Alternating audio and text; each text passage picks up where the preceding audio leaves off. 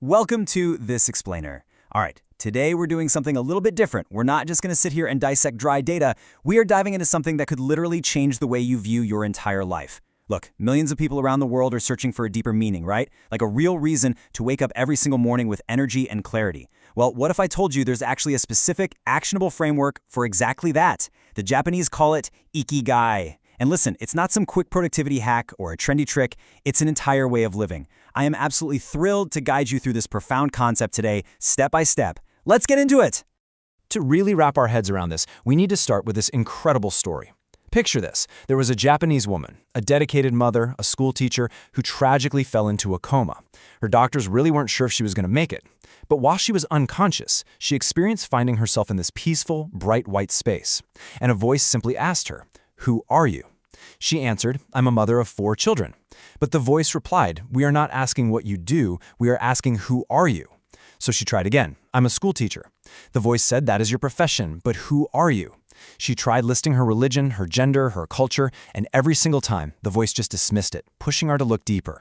Now, think about how crazy that is, because we all do this, don't we?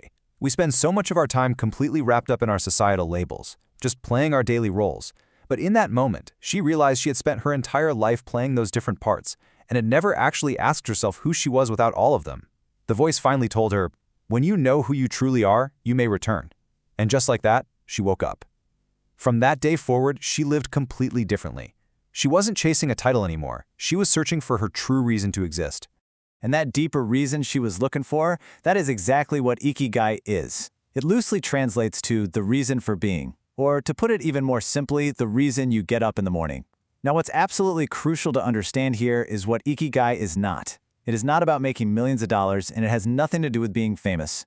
It's that quiet little voice inside you that says, "Hey, this is why I'm here." You can find it in art, in teaching, in building things, or honestly, even just in sharing smiles with people. Everyone has one. The problem is, most of us just completely forget to look for it. So, how do we actually find it? Well, the famous Ikigai framework breaks it down into 4 core questions. Number 1, what do you love? Like, what actually gives you energy? 2, what are you good at? What do people naturally thank you for doing? 3, what does the world need? How can you help someone today? And 4, what can you be paid for? Because hey, let's be real, we all need to support ourselves with dignity. Think of Maria, a 32-year-old down in Brazil. She absolutely loves baking, she's incredibly good at creating recipes, her local town really needs fresh, healthy food, and her small bakery pays her bills. Or take David, an Italian chef. He loves food, he's a highly skilled professional, he started a program teaching underprivileged kids how to cook, and his restaurant brings in enough income. For both of them, all 4 of those elements are perfectly aligned. But let's look at what happens when these things don't line up perfectly. It's kind of like a giant puzzle, and if you miss just one piece, the whole picture gets distorted. If you have the passion and the skill, but there's no income, well, you're going to struggle. If you have the skill and the money, but you really don't love what you're doing, you end up feeling completely empty and trapped. What if you're getting paid and doing what the world needs, but you frankly lack the skill? You start feeling like a fake, right? Imposter syndrome kicks in. And if you love it and the world needs it, but it literally pays nothing, eventually you just burn out. Sadly, so many people live their entire lives stuck in just one corner of this equation. Finding your Ikigai is all about navigating your way right into the center. Okay, so practically speaking, how do you actually find your way to that center point? A great place to start is by simply remembering your childhood joy. Think back to before the world told you who you were supposed to be, before all the fear and the pressure kicked in. What did you naturally gravitate towards? Was it drawing, building little forts, helping out your friends? The feeling behind those small, pure moments is your biggest clue. You also really want to pay attention to those activities that make you completely lose track of time. You know, the things where 3 hours pass and it feels like it's only been 5 minutes. And look, finding it doesn't happen by sitting in a room overthinking. It happens through action and experimentation. Take Aisha, a 28-year-old hotel receptionist in Kenya. She was feeling super uninspired at her daily job, until one day she just offered to personally take a hotel guest on a walking tour of her city. She shared these amazing stories, the local art, the culture, and she did it all with this genuine, infectious energy. When they got back, the guests gave her this life-changing feedback. They said, "You should do this for a living. You're amazing at this." Aisha took that one small spontaneous action and it shifted her whole trajectory. Today, she runs weekend walking tours, she makes extra income, and most importantly, she feels completely alive. She found her Ikigai. But here's the thing. Ikigai isn't just about finding satisfying work. It is deeply physically connected to how long and how beautifully we live. To really understand this, we have to look over at Okinawa, Japan. It's home to some of the longest living people on the entire planet, and one of their absolute biggest secrets is the simple rule of 80%. They practice something called hara-hachibu, which essentially means they eat mindfully until they are only 80% full. In most of the modern world, we tend to eat until we feel totally stuffed and heavy, right? But in Okinawa, they stop when they're still just slightly hungry. They treat food like medicine and deeply honor their bodies. And it's not just about what they put into their bodies either. It's about how they move them. If you look at their daily routines, you'll notice something huge is missing. There are absolutely no modern gyms. Instead, Okinawans build this constant, gentle movement right into their daily lives. They walk everywhere, they garden, they sweep. Even their furniture helps keep them fit. By sitting on the floor, they are naturally doing squats and stretching their legs every single time they stand up. It's amazing. Because of this, they stay in motion well into their 90s. Now, physical health is great, but it's really only half the picture here. The other half is social connection, and they embody this through a really powerful concept called moai. A moai is basically a small, deeply dedicated group of friends who agree to support each other for life. They meet up regularly to share food, swap stories, laugh, and sometimes even just to share their sadness. If someone gets sick or falls on hard times, the group immediately steps in to help. In our modern world, where loneliness and isolation are a massive epidemic, in Okinawa, nobody is alone. This profound social safety net literally keeps their hearts youthful. Which brings us to this hidden, totally mind-blowing truth about aging. In the modern West, the ultimate goal of retirement is usually to just stop working entirely, right? Kick back and do nothing. But that frequently leads to losing your identity, which then spirals into boredom, anxiety, and statistically, even early death. Now contrast that with the Okinawan lifestyle. They literally never retire from purpose. You'll see a 102-year-old still playing music for the community, or a 97-year-old meticulously tending to her garden every morning. When your heart holds onto a purpose, your body just keeps going. To show you exactly what this means on an emotional level, let me tell you about Tomoko. She had been a seamstress for 60 years and finally retired at age 72. Well, after a year of doing absolutely nothing, she felt horribly anxious and useless. So what did she do? She turned her sewing machine back on. She started making these little pouches, not to sell, but just to give away to people at the local market. And people absolutely love them. Her realization from this was just beautiful. She said, "When I sew, I feel young again. My heart is alive." At 87 years old, she isn't working for a paycheck. She simply returned to her Ikigai. Guys, we are just not biologically wired to do nothing. Now, Tomoko's sewing brings us to another foundational concept. I actually want to just take a breath and intentionally slow down for a second here, because this is so incredibly important. Flow. Flow is that beautiful, almost magical state of complete focus where time just vanishes. You forget all your stress. You forget your worries. You even forget that you're hungry. You are just fully 100% present.